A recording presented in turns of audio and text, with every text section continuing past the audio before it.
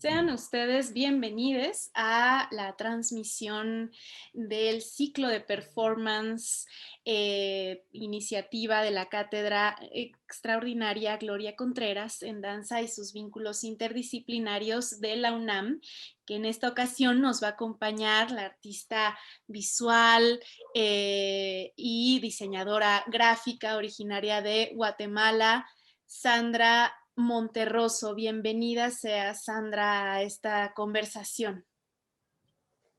Gracias, gracias. Muchas gracias por la invitación. Es un gusto compartir con ustedes, con la cátedra y con la UNAM, desde Guatemala para México.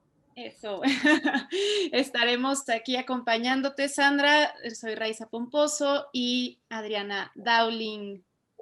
Muchas gracias que estemos aquí en este ciclo de performance, la descolonización de los cuerpos, con el día de hoy hablando con Sandra. Les contamos que, pues bueno, como les decíamos, Sandra es originaria de la ciudad de Guatemala, es artista visual, diseñadora gráfica, que cuenta con un PhD de la Academia de Artes de Viena en 2020. Felicidades por esto. También tienes un máster en procesos de diseño, licenciatura en diseño gráfico y pues bueno, como artista has explorado diferentes medios como el grabado, el videoarte, la instalación, el performance. Y pues el trabajo de Sandra está relacionado con las estructuras del poder, las cuestiones de género y el pensamiento decolonial, por supuesto que es de lo que vamos a hablar en este espacio.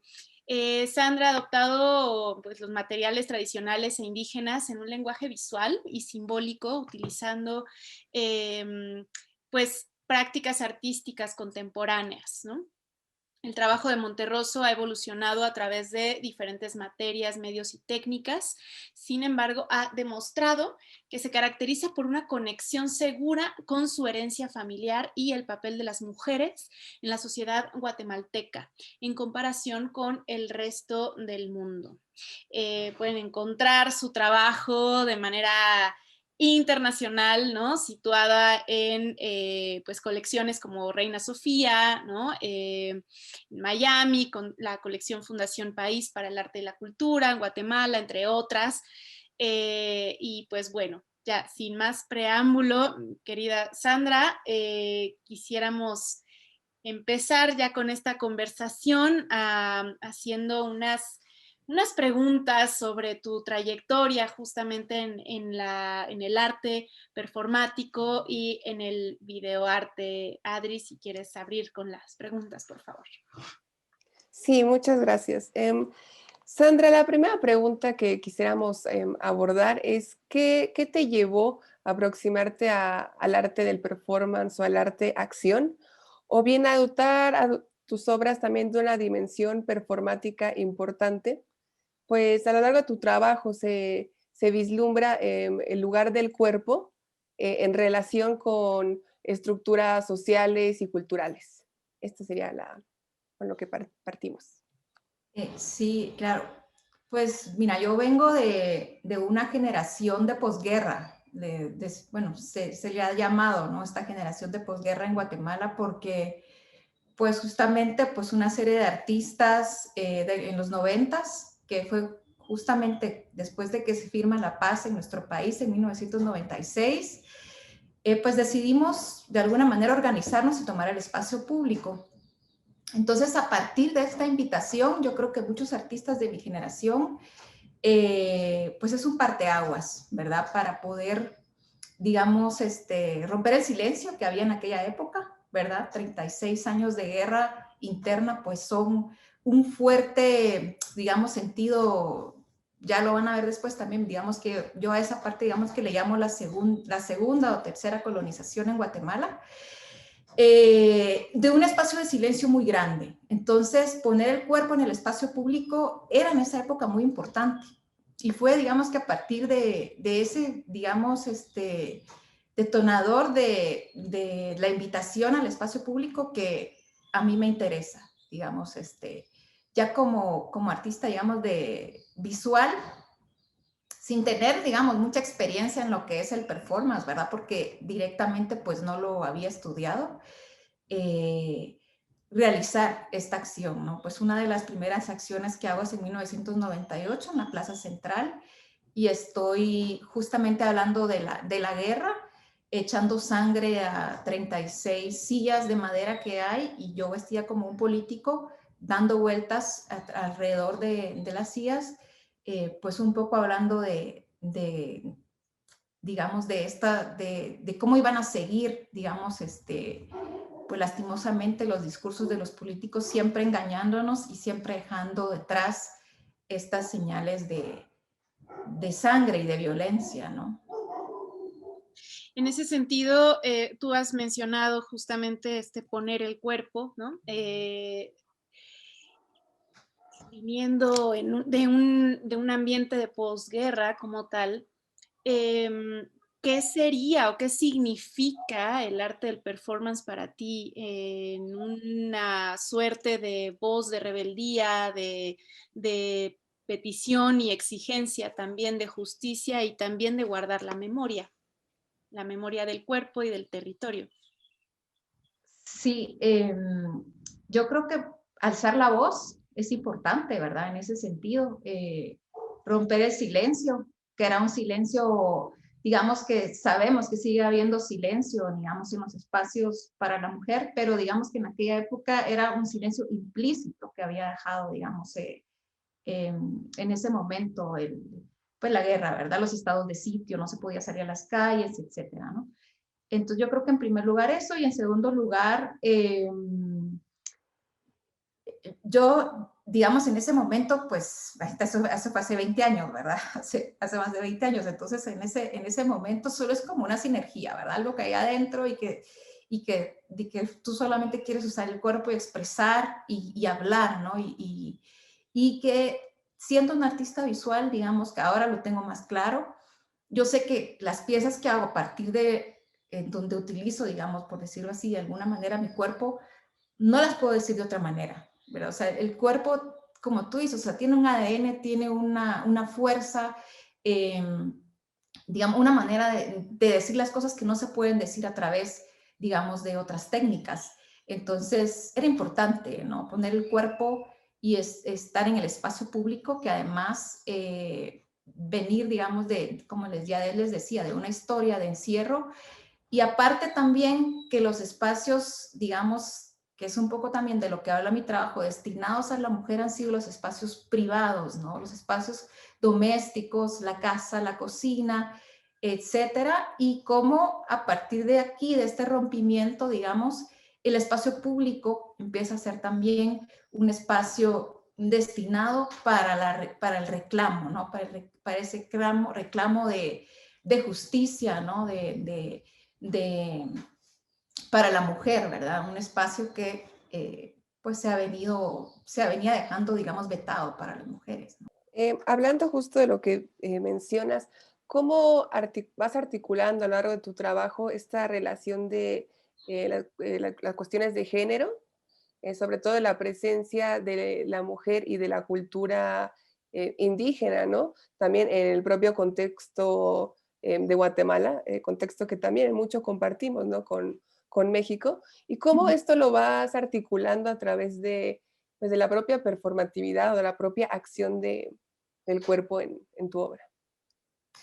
Pues mira, yo pienso que, digamos que para mí es muy importante y siempre cuento mi historia, ¿no? Porque digamos que como mujeres, y si sabemos que estamos hablando un poco desde el feminismo, desde los feminismos, sabemos que contar nuestras historias es importante, ¿no? Porque es parte de nombrarnos y de establecer nuestra presencia como sujetas históricas, ¿no? En el espacio-tiempo. Entonces, para mí es importante contar mi historia. Y justo en esa época, digamos en los 90, muere mi abuela materna. Y cuando ella muere, es un momento muy importante para mí porque es el primer detonador que me hace reflexionar, pensar, cuestionarme sobre mi propia historia, sobre la historia de mi madre, sobre la historia de mi abuela y cómo, digamos, toda esa historia me había sido negada a mí, ¿verdad? De alguna manera, ¿verdad? Yo, pues, como les decía, tenía 20 años, yo no sabía toda esa historia digamos, de esa herencia indígena que misma tengo, ¿verdad? No lo sabía cuando tenía 20 años, ¿no? Entonces, ese primer detonador es importante, conocer la historia, conocer mi propia historia, ¿verdad? Ya poniéndolo en términos de coloniales sería pues reconocer mi lugar de enunciación, ¿verdad? De dónde vengo, desde dónde me estoy enunciando.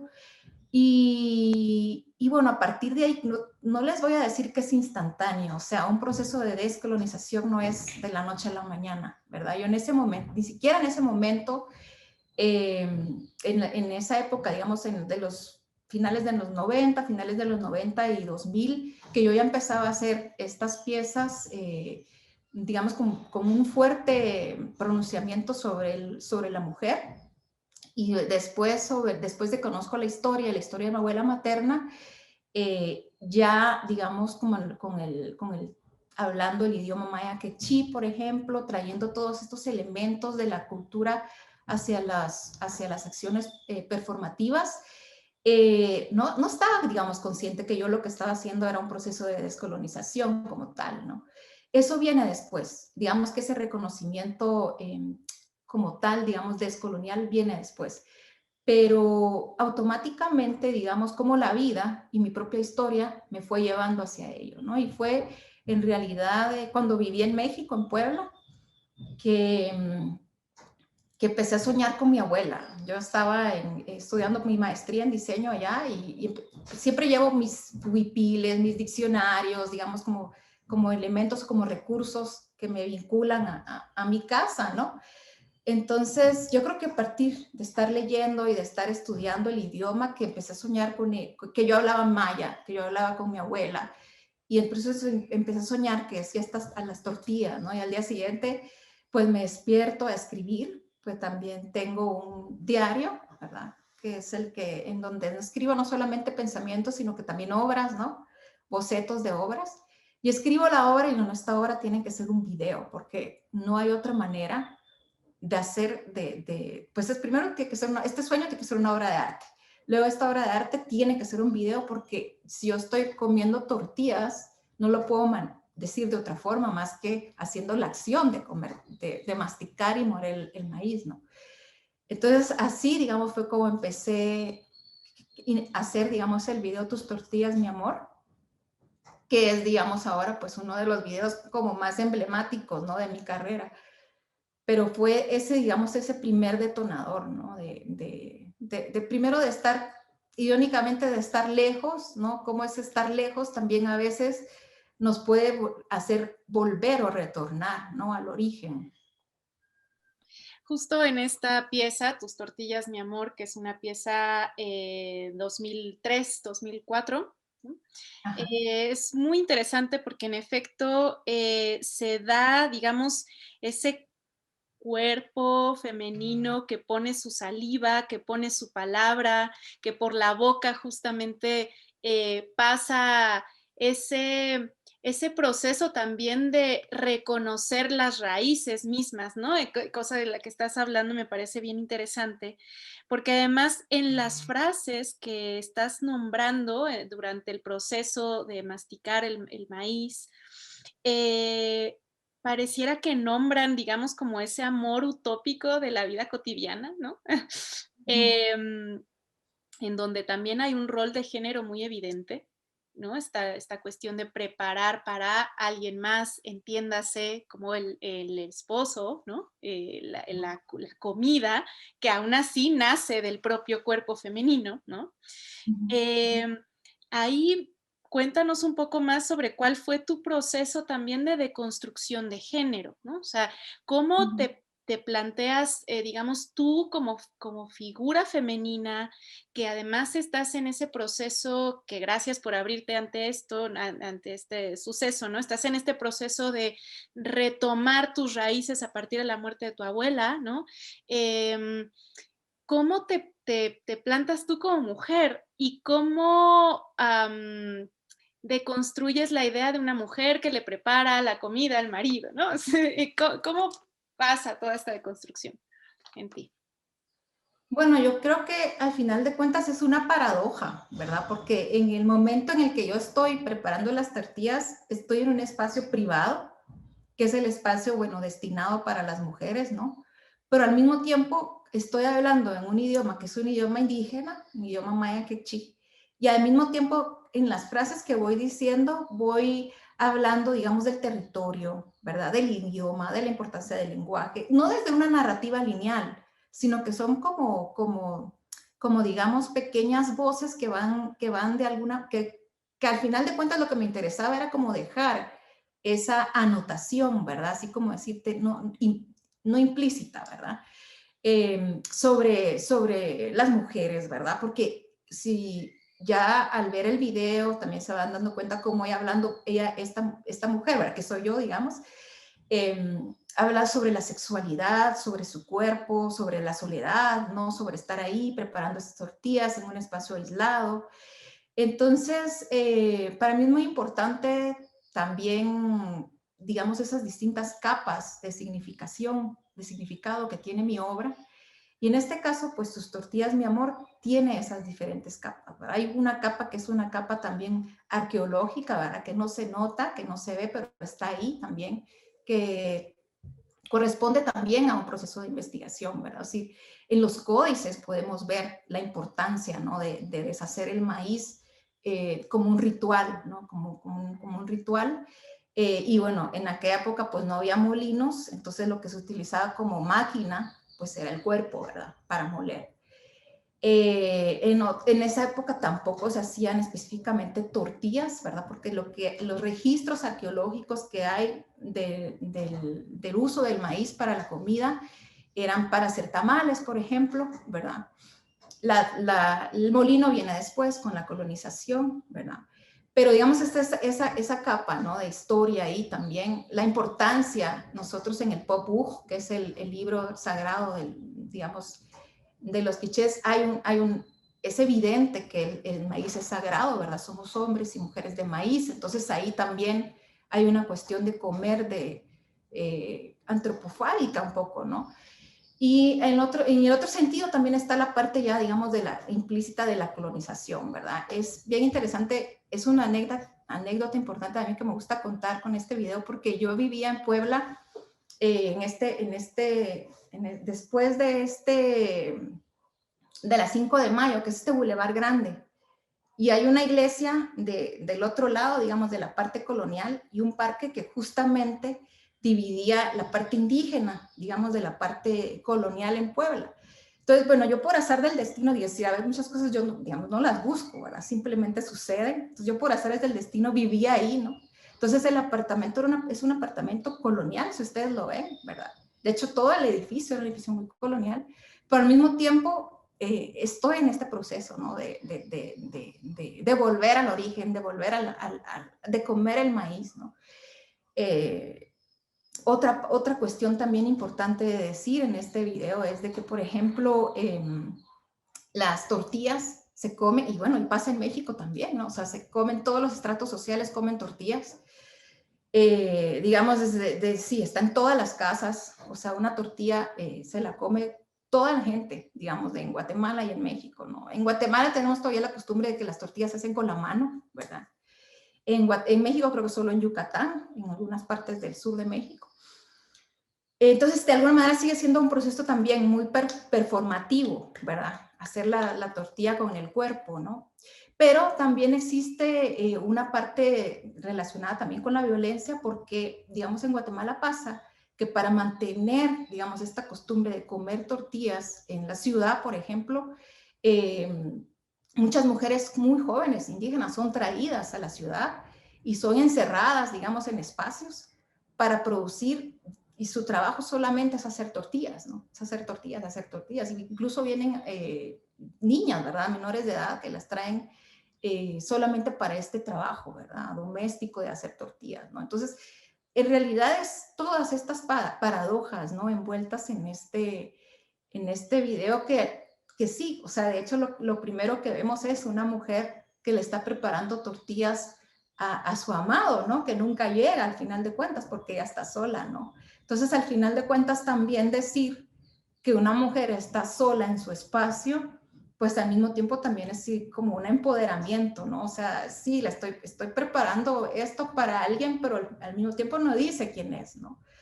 Entonces, es toda esa situación, ¿verdad? El idioma, como ya lo dije, que también es otro de los digamos, de estos niveles o canales de significación que pues ha sido bien importante en mi trabajo y que además también a partir de hacerlo con el cuerpo, ¿verdad? Decir las palabras, no es lo mismo la voz, la fonética, que escribirlas, ¿no? Entonces también eso es importante, el uso del cuerpo, ¿no? De vivirla, ¿verdad? De estarlo conectado con la vida, ¿no? Cuando usamos el cuerpo de alguna manera tratamos de decir que estamos vivas, ¿no? Yo quisiera ir un paso atrás, perdón Adri, te robé la palabra, pero quisiera ir un paso atrás para preguntarte cómo concibes tú la descolonización. O sea, has hablado, lo has mencionado en diversas ocasiones, ¿no? Está muy presente, digamos, en tu propuesta, pero ¿qué es lo que se está descolonizando? ¿No? ¿Qué significa este concepto para ti? Sí, digamos que como lo mencionaba al inicio, digamos, cuando yo inicié haciendo performance, digamos que incluso este video de las tortillas, yo no sabía conscientemente que era un proceso de descolonización, ¿verdad? Ahora te lo puedo decir claramente porque yo ya lo estudié, ¿verdad? Yo ya lo reconocí, y bueno, también a partir de trabajar pues, con otras mujeres y de reconocer este lado, digamos, materno indígena, es, en primer lugar, digamos, como decir, es que no sé si se puede hablar de un proceso de pasos, digamos, para descolonizar el cuerpo, pero sí que una de las primeras acciones que uno puede hacer es reconocer, ¿no? Reconocer, en este caso para mí era muy importante reconocer mi origen, no solamente saberlo, porque no es lo mismo saber que reconocer, ¿verdad? O sea, reconocer y empezar a hacer realmente acciones cotidianas que me llevaran a mí, digamos, a conectarme realmente a una cultura como la cultura maya, como la cultura quechí, ¿verdad? Pero como te digo, o sea, ese reconocimiento es importante para iniciar un proceso de descolonización. Y es un proceso de descolonización, al final de cuentas, también es una especie de desprendimiento. Pero ¿de qué nos estamos desprendiendo? O sea, nos estamos desprendiendo de un sistema moderno colonial, por ejemplo, que ha sido violento con mujeres racializadas, por ejemplo, y que hablamos cuando hablamos de la racialización del cuerpo. Bueno, las mujeres que hemos sido, digamos, violentadas por ser, digamos, de alguna manera, entre comillas, categorizadas como latinas, como indígenas, como mujeres de color, por ejemplo, ¿verdad? Como mujeres trans, como LGTB. Pues sí, todas esas, digamos, todos estos, digamos, cuerpos que ahora nosotros los nombramos así, pero que en realidad se empezaron a nombrar así a partir de un proceso de colonización en estos territorios, ¿verdad? No solo en Latinoamérica, también en Asia y en África, ¿no? Entonces hay un antes y un después histórico, ¿verdad? Que cuando uno ya lo reconoce y lo nota, ¿verdad? Entonces, ¿cuál es ese antes y ese después? Bueno, hubo un proceso de colonización que muchas personas pueden decir que es irreversible. Por supuesto que no podemos regresar la historia y decir que la historia la vamos a cambiar como fue, ¿verdad? Pero sí la podemos reescribir.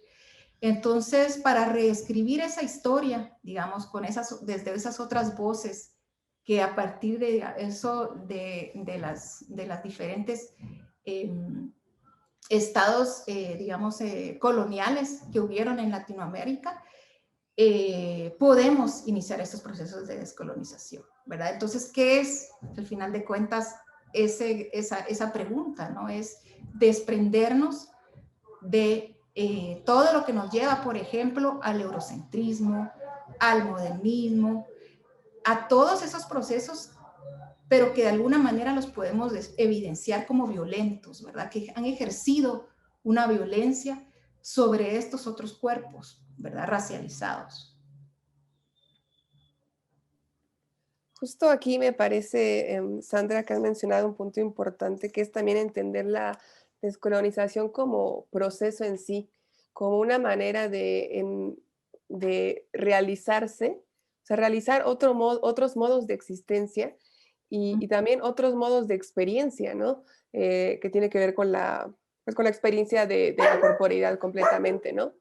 Y ahí sí, como a través de los cuerpos, la multiplicidad, ¿no? De cuerpos, incluso tú has manejado en tu statement la idea de cuerpo múltiple, ¿no? Por ejemplo, Mm, que pone el foco también en la manera en que el cuerpo, en su acción performática, se desenvuelve. Y ahí en la obra de Tus tortillas, mi amor, a mí me parece muy potente la acción casi obsesiva de comer el maíz, ¿no? Creo que en esa acción es donde, a mi modo de ver, em, se conjugan todas esas paradojas, porque ujú, estamos partiendo de un acto, por principio, de sagrado hacia el maíz, ¿no? Pero ujú. también que se empieza a generar en este acto obsesivo una violencia, ¿no? Una violencia que se esconde, digámoslo así, o que se entrelaza, ¿no? En este cuerpo que come obsesivamente el maíz, ¿no? También como una forma, esa acción como una forma ritual también de la propia pieza. Sí, sí, sí, digamos que, bueno, en realidad no me lo estoy comiendo, solamente lo estoy demoliendo, por así decir, ¿verdad? Como demolerlo para, sí, digamos que también la invitación es retornar a vernos como seres que somos naturaleza, ¿verdad? Porque también digamos que desde la colonización, bueno, nos dijeron, usted, bueno, saben que nos han dijeron salvajes, que nos dijeron que, digamos, que no nos comportábamos, digamos, con las costumbres europeas, coloniales, etcétera, etcétera, ¿verdad?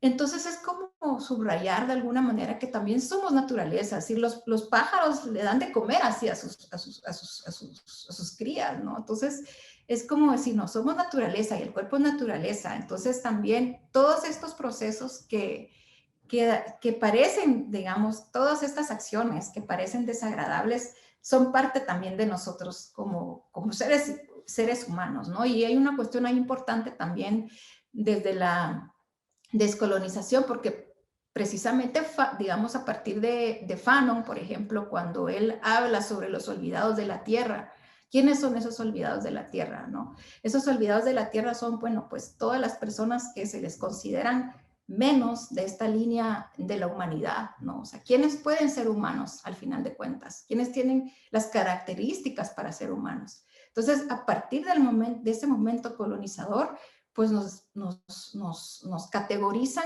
de la línea para abajo. Nosotros no podemos ser humanos, ¿no? O sea, ¿quiénes eran los que no podían ser humanos? Los indígenas, los negros, eh, etcétera, ¿no? Entonces, los otros, ¿no? Los otros, los que no habían, sí, los que no eran los que tenían el poder para colonizar.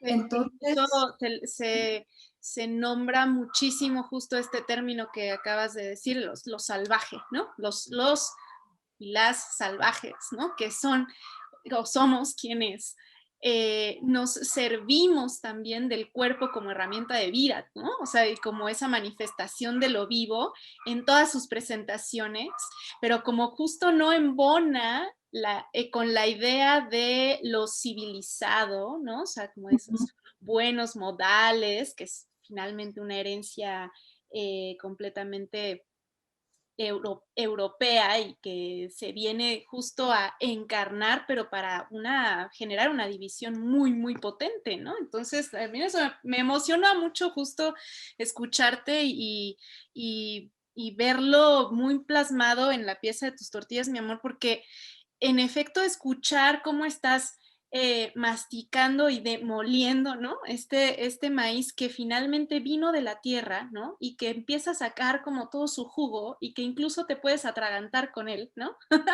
Y justo vas como escupiendo esa masa, esa plasta, ¿no? Y híjole, me emociona un montón porque por supuesto que es un retornar al cuerpo o a esas manifestaciones del cuerpo que de alguna manera habían sido también acalladas, ¿no? Ujú, En ese ujú. proceso colonizador, ¿no? Entonces ahí también está como el sentido del por qué es un proceso, así como es un proceso masticar y retornar al olvido, Ujú. la descolonización, por eso toma su tiempo, ¿no? Porque así como el maíz se va transformando en su materia, también nuestro lenguaje, nuestra visión de mundo, nuestra visión también amorosa de la diversidad, toma tiempo para ser transformada, ¿no? Sí, no, y también es violenta porque se sufre mucho racismo, mucha discriminación. Entonces, hay violencia y hay agresión ahí también en ese, digamos, proceso descolonizador, ¿no? Entonces, claro, por supuesto. Y bueno, mi abuela lo vivió, por eso se tuvo que cambiar el nombre. eh, digamos que, y no es solo algo que vivió ella hace casi 100 años, sino que sigue pasando, ¿verdad? Entonces, ¿cómo puede ser posible que siga pasando?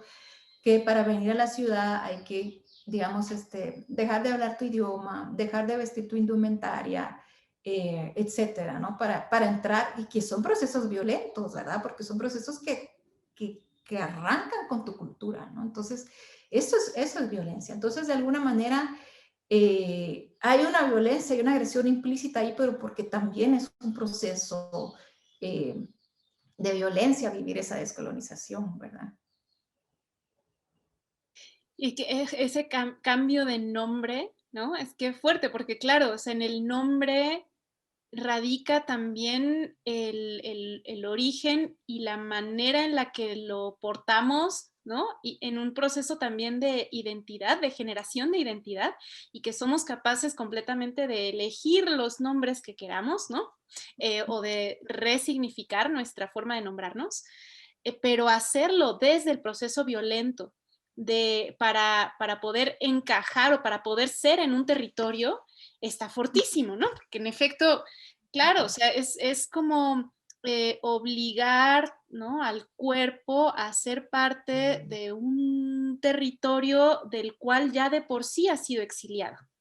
Creo que justamente ahorita hablando de la presencia, que hay muy fuerte el trabajo del lenguaje, cómo, cómo también el lenguaje ahí ha imbuido tu propia poética, ¿no? De tu propio, en tu trabajo.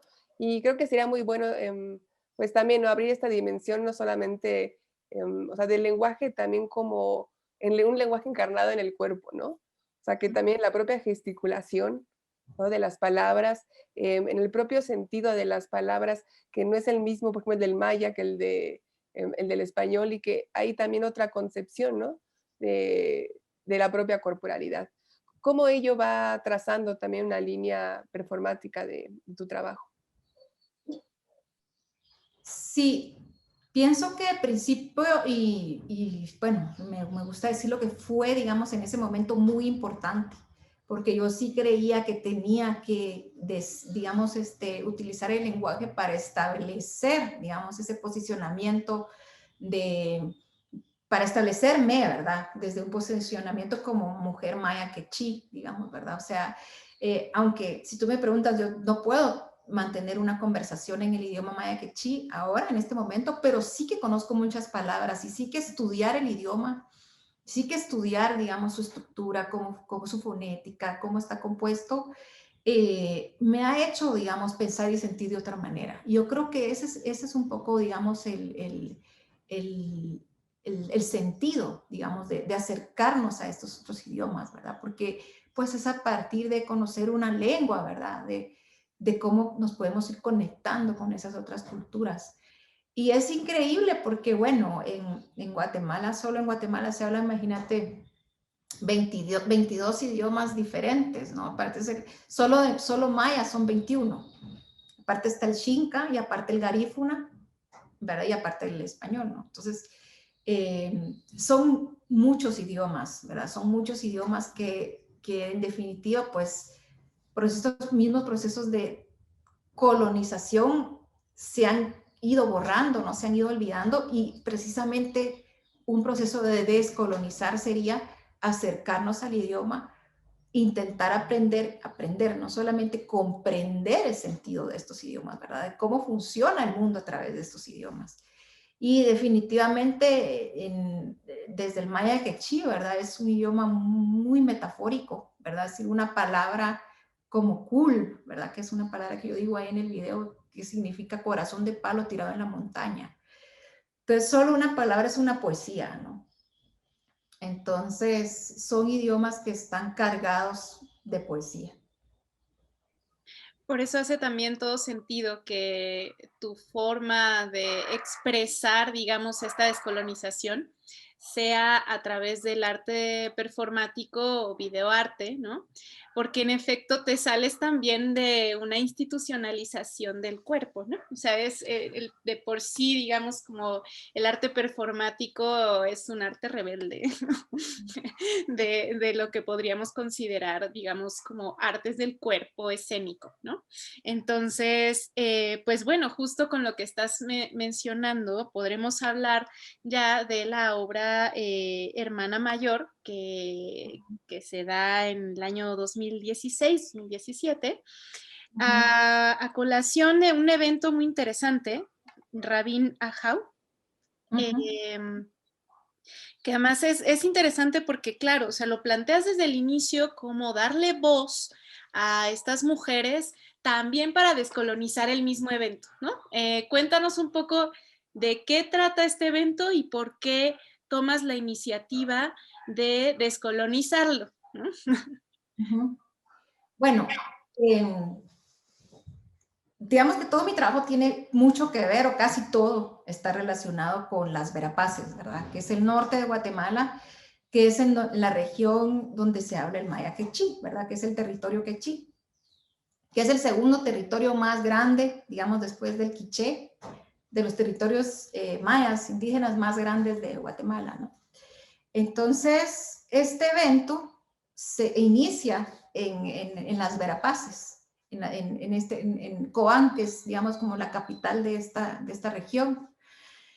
Entonces, inicia por los años 30 más o menos, ¿verdad? Para uno de los presidentes, ¿verdad? Quería como establecer un evento que se llamara India Bonita, para, digamos, de alguna manera, según él, ¿verdad?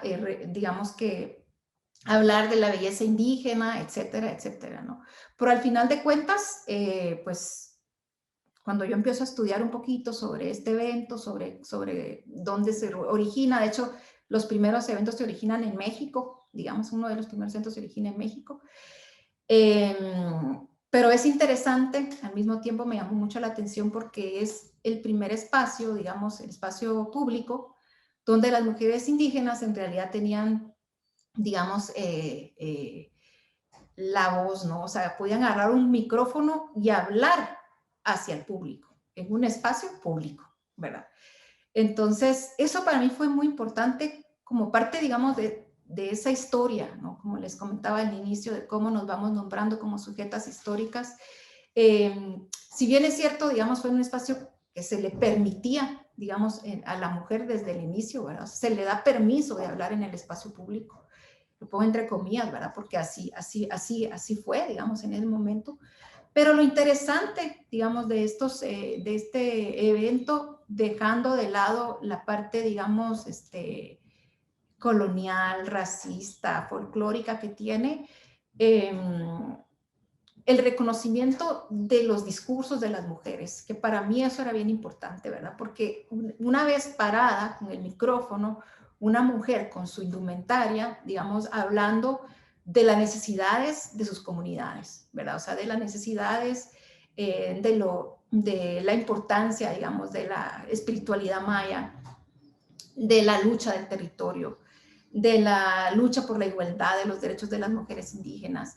Es decir, con el tiempo, digamos que estos discursos, digamos que han mantenido de alguna manera un espacio de poder, desde mi parecer.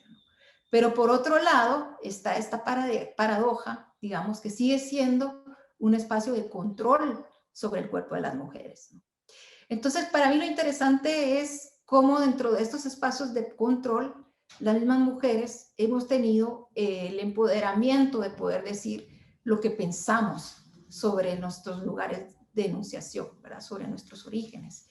Entonces, eso digamos que para mí fue uno de los detonadores más importantes para realizar esa investigación. Y bueno, fue un proceso, como les comentaba, pues la investigación de mi proyecto doctoral, que me llevó varios años, ¿verdad? O sea, primero una investigación documental, luego el PhD en Practice en Viena es teórico-práctico, entonces hay que hacer una investigación documental, pero al mismo tiempo también una obra gráfica, una obra visual, ¿no? Una pieza. Entonces, bueno, regreso a Guatemala y sigo con la investigación, pero yo digo, bueno, si esto tiene que ser también una investigación desde los feminismos comunitarios, ¿no? Entonces tenía que ver de qué manera yo lograba contactarme con ellas, ¿no? Con mujeres que habían sido, digamos, Rabina Howe, que habían participado en estos eventos y que me contaran sus historias, ¿no? Entonces, una parte muy grande de la investigación, de hecho, son solamente sus testimonios. O sea, también era luchar, digamos, desde la academia, cómo digamos, estos relatos que ya puestos en papel y escritos pasan a ser parte, digamos, de la historia y pasan a ser parte de, digamos, de un documento literario, ¿no? Que puede servir de referencia teórica, ¿verdad? Pero que parte de una historia personal, ¿no? Entonces, recolectar, entrevistar, ir a documentar el evento, las verapaces, todos esos procesos, digamos, que implican un desplazamiento comunitario, ¿no? Que es importante al mismo tiempo. Y por otro lado, pues ya también hacer digamos que durante ese proceso también hice una serie de entrevistas con mujeres mayas académicas, porque para mí también era muy importante contrastar, digamos, una serie de entrevistas. Al final de cuentas, digamos que yo no te puedo decir que yo les doy voz a ellas, sino que solamente, para mí fue como ser un puente, ¿no? O sea, es como que soy un puente entre las distintas relatos, historias de las mismas mujeres y a través que considero, ¿no? Que el arte puede ser un puente. Entonces, como el arte, digamos, sirve, ¿no? Como plataforma de enunciación de estas mismas mujeres.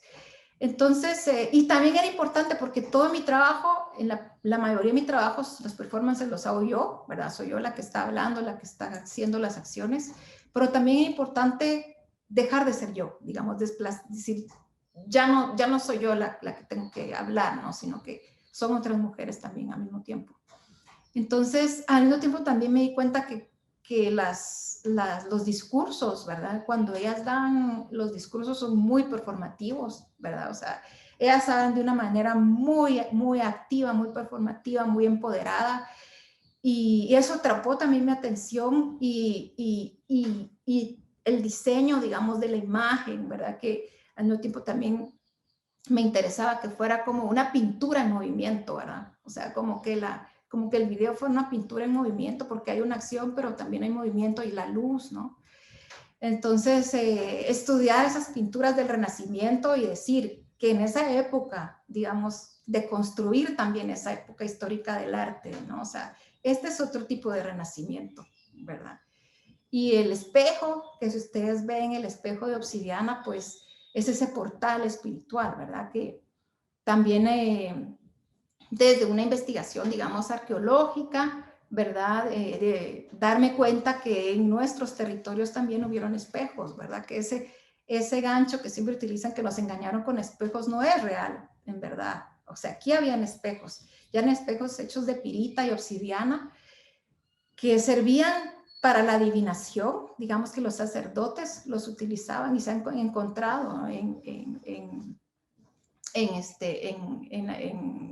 ¿Cómo se llaman? Excavaciones arqueológicas, en Petén, en Yucatán, ¿verdad? Han encontrado estos espejos de obsidiana y pirita, pero son como mosaicos, ¿verdad? Entonces, ¿cómo llevar este objeto, que también puede ser como una puerta, digamos, de invitación hacia estos otros conocimientos, ¿verdad? Y cómo la espiritualidad también puede ser otro recurso metodológico, digamos, porque estamos hablando de otras epistemologías, ¿no? Entonces, eso también es utilizar, digamos, ya conscientemente estos recursos ancestrales como metodologías decoloniales, ¿verdad? Esa era la intención, digamos, al final de la investigación, ¿verdad? Utilizar estas metodologías para encontrar ventanas o portales o puertas de sanar a través del arte, ¿no? Por supuesto que hay dolor, hay, nosotros, bueno, como artistas también como que rascamos en estas llagas, ¿no? En estas heridas. Sobre todo este proyecto pues está atravesado por esas heridas coloniales, ¿no?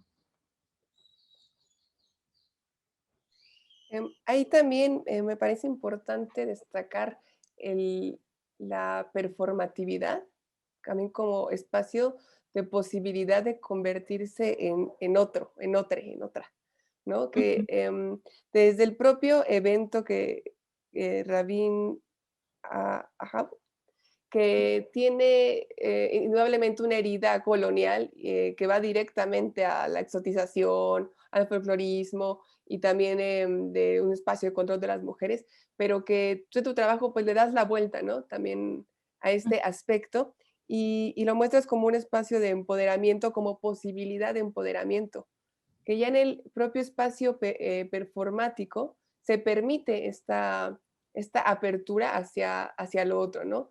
Y que no solo es hacia lo otro de un transformar estas estructuras, sino que también nos van hacia lo espiritual, como lo has mencionado, ¿no? En el espejo de obsidiana, ¿no? Como hacia un otro y hacia una conexión mucho más orgánica, podríamos llamarlo así, o en busca de ese origen con nuestro entorno.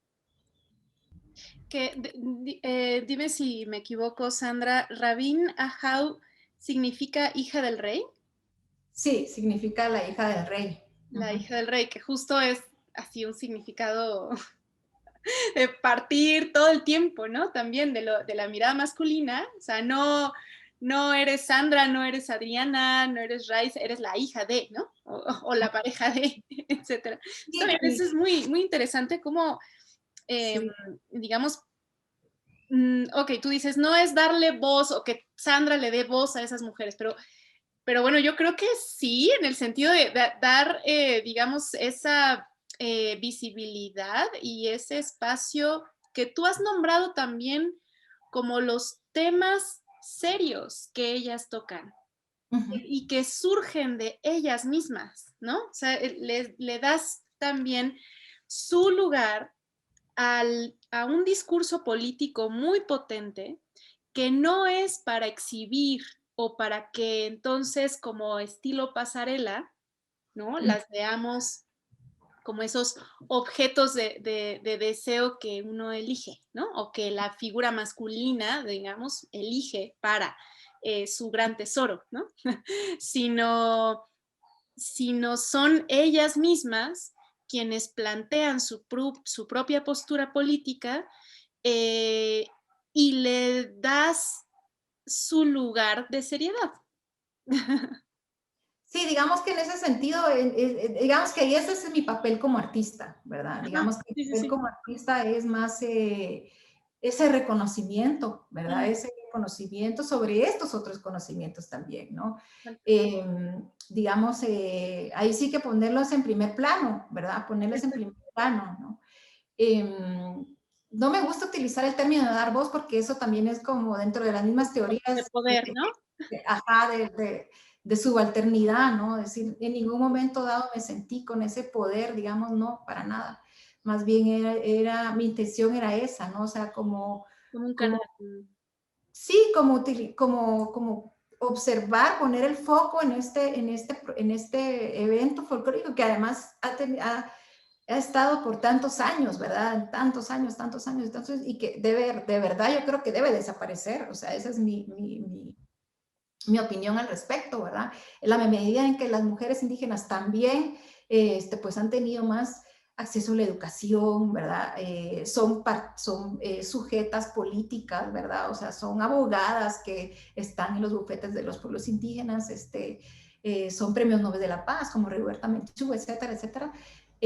A medida en que estos espacios se vuelven mucho más grandes, ¿verdad? Y más amplios para las distintas voces de las mujeres, pues de alguna manera creo que es importante poner el foco en este evento para reescribir esa historia precisamente, ¿verdad? Y para darnos cuenta que, si bien es cierto, ya no es necesario, también es importante reconocer que en este espacio fue necesario. ¿Por qué? Porque fue un espacio, digamos, importante desde el espacio público para las mujeres indígenas, y que además son mujeres que además trabajan mucho para sus comunidades, ¿verdad? Entonces son mujeres muy comprometidas, ¿no? Son líderes de sus comunidades. Entonces, en ese sentido, pues ese reconocimiento, ¿no? Y por otro lado, a mí como investigadora, ¿verdad? Ya lo hablo también como investigadora, me sirvió para hacer como un recorrido sobre todas esas heridas coloniales que hemos vivido en este territorio, ¿no? Entonces, ya al escribirlo, digamos, ya al escribir la tesis, pues ya ahondo en estas heridas coloniales, ¿verdad? Hasta llegar a la modernidad colonialidad, que es la que vivimos actualmente, ¿no? Quizá me parece muy importante en tu trabajo que em, es- está dotado de una dimensión no solo estética, poética, sino también muy particularmente política y ética, ¿no? Creo que ahí también apuntas hacia una deconstrucción de la propia acción artística, que resitúa, como decía Raíssa, estos temas importantes, ¿no? O sea, lo resitúa en una dimensión sensible y que eso tiene pues un impacto directo en la sensibilidad que permite ir hacia esa deconstrucción o descolonización, ya no solo del saber, ¿no? Sino también del sentir, ¿no? Y creo que ahí hay un punto muy, muy importante que pues quisiera que también para ir cerrando pudieras hablar, ¿no? Como esta descolonización del sentir. Y bueno, como te digo, es un proceso largo, ¿verdad? No es, no es de la noche a la mañana, y sí que nos atraviesa el cuerpo, ¿verdad? Yo creo que la descolonización tiene que atravesar el cuerpo, ¿verdad? Para que realmente sea un ejercicio, digamos, comprometido, ¿verdad? O sea, tiene que atravesar el cuerpo a través del idioma, a través de tus prácticas, de tus acciones, ¿verdad? Digamos, el contacto, por ejemplo, para mí es importante tener contacto con las comunidades, también tener un compromiso social con ellas, ¿verdad? Obviamente no podemos cubrir todas las necesidades, pero en lo que, digamos, tener ese lazo, digamos, con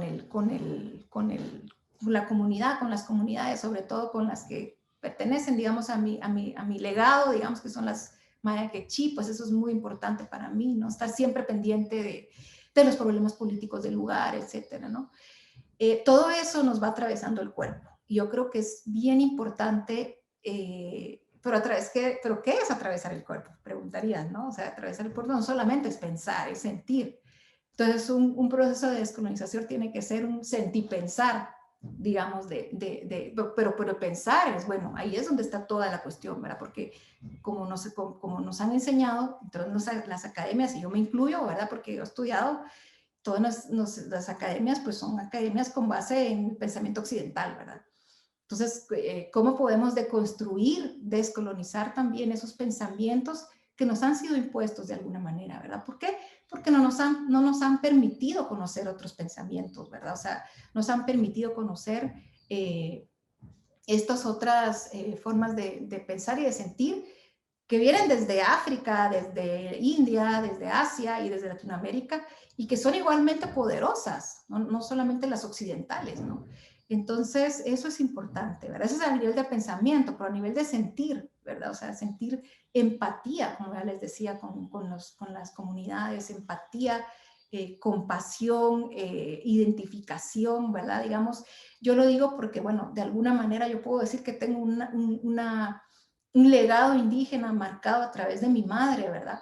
Pero no necesitamos, digamos, de alguna manera tener digamos, un linaje indígena para poder descolonizarnos, ¿verdad? Y estar, digamos, caminando a la par de las luchas de los pueblos indígenas y apoyar, ¿no? En ese sentido, ser más comprometidos, ¿verdad? Y sentir, bueno, la vida personal, que ya eso es otro tema, ¿verdad? más complicado, creo. Pero a veces, ¿no? Pero sí, digamos, yo creo que como un proceso consciente, ¿verdad? De desconocer las formas de amar, de los cuidados, ¿verdad? O sea, los cuidados que pueden estar más relacionados a la naturaleza, ¿verdad? Reconocer todo ese conocimiento que hay en las plantas, por ejemplo, ¿verdad? Cómo lo utilizamos para sanarnos a nosotras mismas, para sanar a nuestra familia. Todo eso es parte, ¿no? De ese descolonizar, de ese pensar y de ese sentir.